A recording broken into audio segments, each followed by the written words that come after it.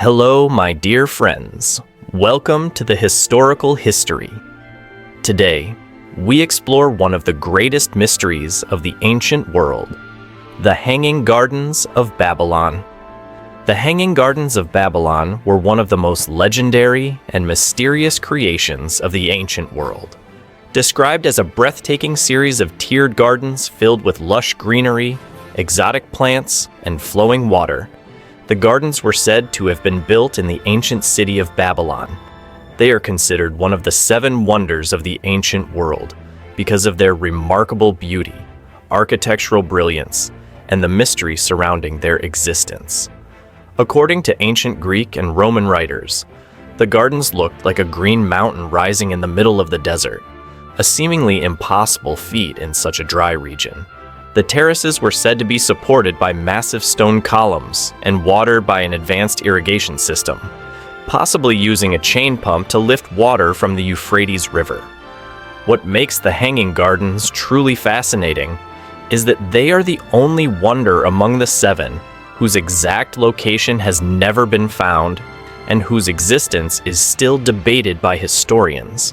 Some believe they were a myth or exaggerated legend, while others think they may have been built elsewhere, possibly in Nineveh under Assyrian king Sennacherib. Despite the mystery, the idea of such a magnificent garden in the heart of a desert kingdom has captured the imagination of people for centuries, earning it a place among the greatest wonders of the ancient world. The Hanging Gardens of Babylon are traditionally believed to have been built by King Nebuchadnezzar II, who ruled the Neo-Babylonian Empire from 605 to 562 BCE. According to ancient accounts, Nebuchadnezzar constructed the gardens to please his wife, Queen Amytis of Media. Queen Amytis came from a lush, mountainous region, and she found the flat, dry landscape of Babylon to be dull and depressing. To make her feel more at home, Nebuchadnezzar supposedly built the gardens to replicate the green hills and forests of her homeland.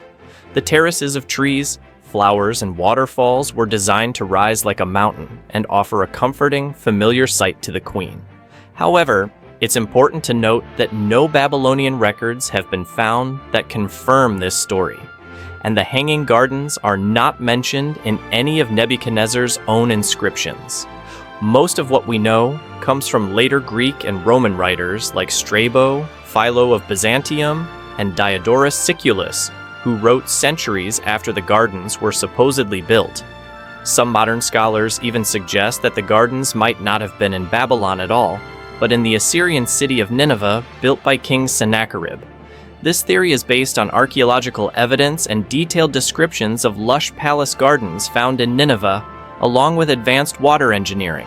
Still, the most popular and romantic version of the story remains that Nebuchadnezzar built the Hanging Gardens out of love for his queen, making them not only a wonder of architecture, but also a symbol of devotion. The Hanging Gardens were said to be located in the ancient city of Babylon, which was situated near the modern city of Hilla, in present-day Iraq, along the Euphrates River. At the time of the Hanging Gardens, around the 6th century BCE, Babylon was one of the most powerful and magnificent cities in the ancient world. Under the reign of King Nebuchadnezzar II, Babylon became the capital of the Neo-Babylonian Empire and a center of commerce, culture, religion, and architecture. What did the gardens supposedly look like, and how were they structured architecturally? The Hanging Gardens of Babylon were described as a stunning architectural and botanical marvel, unlike anything else in the ancient world. Though no physical remains have ever been found, descriptions from ancient Greek and Roman writers give us a vivid, if somewhat imaginative picture of what they may have looked like. Appearance of the gardens. The gardens were said to resemble a green, man-made mountain. Instead of being hanging in the modern sense, the term likely referred to the way the gardens terraced upward, creating the appearance of plants hanging over balconies or ledges. Architectural structure. Multi-level terraces. The gardens supposedly rose in a series of tiers or terraces, each level supported by massive stone columns or platforms. These terraces may have reached up to 75 feet high. comparable to a modern 7-story building, stone vaults and columns, because Mesopotamia lacked natural stone. Using it in the structure would have been a sign of wealth and effort. The terraces were built on vaulted stone constructions, which could support the weight of soil, trees, and water, soil and drainage systems. Each level had deep layers of earth and clay, thick enough to grow large trees. Beneath the soil were systems for drainage and water retention, so the roots didn't rot and the soil didn't collapse. Advanced irrigation system. Water was the key to the garden's success. They likely used a chain pump or screw-like device to lift water from the Euphrates River up to the highest terraces. From there, it would flow down to the lower levels through a network of channels and aqueducts.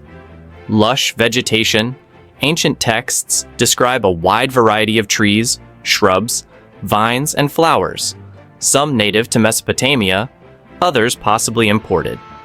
The greenery created shade, cool air, and an oasis-like atmosphere in the middle of the desert.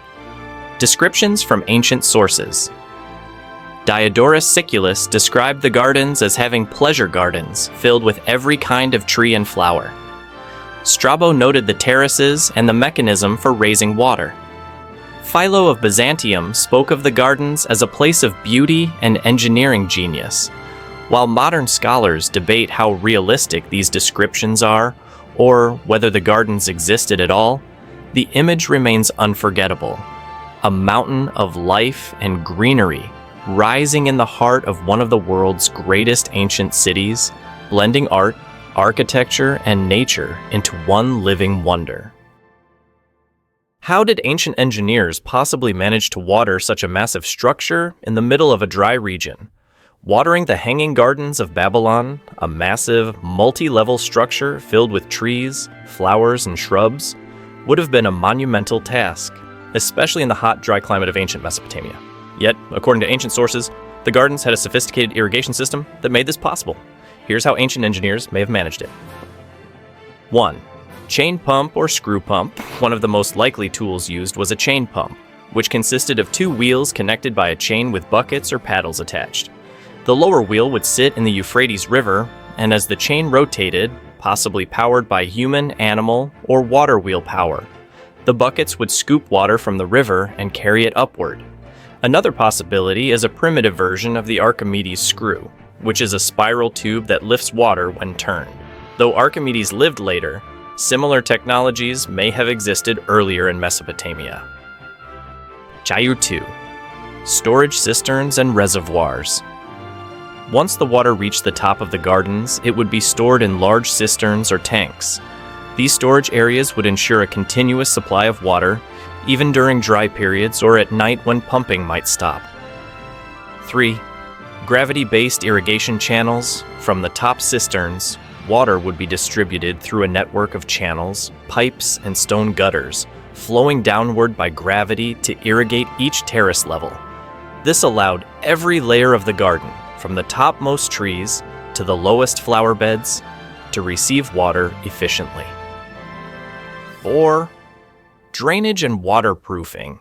To prevent water damage or soil erosion, ancient builders would have used layers of and reed mats beneath the soil. This helped keep water from seeping into the structures and ensured proper drainage. 5. Constant maintenance. The irrigation system would have required constant human effort to operate the pumps, clean the channels, repair leaks, and monitor water levels. A team of skilled workers would have been essential to keep the gardens alive. Why the Hanging Gardens of Babylon continue to fascinate people around the world.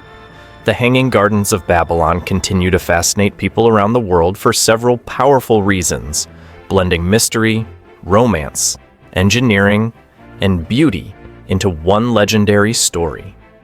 One of the 7 wonders of the ancient world, being part of the original 7 wonders of the ancient world, instantly gives the Hanging Gardens legendary status. These wonders were considered the greatest achievements of architecture and human creativity in the ancient world, and the Hanging Gardens stand out as the most mysterious among them. Quadra 2. a story of love and devotion. The tale that King Nebuchadnezzar II built the gardens for his homesick wife, Queen Amytis, adds a deeply human and romantic layer. The idea of creating a living paradise in the desert, just to make someone feel at home, touches people's hearts and makes the story more than just about bricks and plants. It's about love. 3. A feat of engineering genius. The supposed technology behind the gardens, elevated terraces, complex irrigation systems, water pumps, and drainage mechanisms, was incredibly advanced for the time. The thought of building such a structure in the arid Mesopotamian desert with ancient tools amazes engineers and scientists even today. 4. A vision of paradise. The gardens represent a man-made Eden, a lush green sanctuary full of life, color, and beauty, rising above the dusty plains. This image captures the imagination like a dream from a fairy tale. Artists, writers, filmmakers, and historians continue to be inspired by the idea of creating paradise in the most unlikely place. Endless inspiration in pop culture, the Hanging Gardens have been featured in books, movies, video games, art, and documentaries. Their mystique makes them a symbol of wonder, luxury, and lost beauty, often used to represent an ideal world or forgotten greatness. The Hanging Gardens of Babylon continue to fascinate the world because they are a perfect blend of history and myth, love and science, beauty and mystery. Whether they were real or imagined, they remain a symbol of what humans can dream and possibly achieve, even in the harshest of environments. Thanks for watching. Please like, comment, share, and subscribe.